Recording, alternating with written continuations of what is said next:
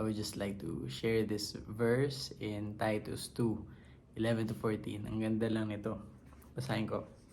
For the grace of God has appeared, bringing salvation to all people, instructing us to deny ungodliness and worldly desires and to live sensibly, righteously, and in a godly manner in the present age, looking for the blessed hope and the appearing of the glory of our great God and Savior Christ Jesus, who gave himself for us to redeem us from every lawless deed and to purify for himself a people for his own possession, eager for good deeds. Ang galing lang ng message sa atin na God and Savior Jesus Christ, binigay niya yung buhay niya. He sacrificed His life para sa dalawang bagay. Una, to redeem us from every lawless deed. Na lahat ng mga kasalanan natin, it's covered by His blood.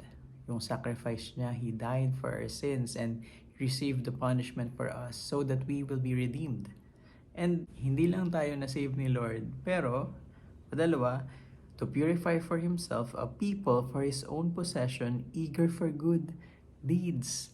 That we are actually representatives of Jesus Christ. Na tayo na followers ni Jesus Christ, we are also to do good works. And it's all for His glory. Na through our good works, nakikilala rin nila kung sino ang ating Panginoon. Not because of our own strength, not because of our own wisdom, but we are dependent on Him always. That's a good reminder for us. Thank you, Lord, for the redemption.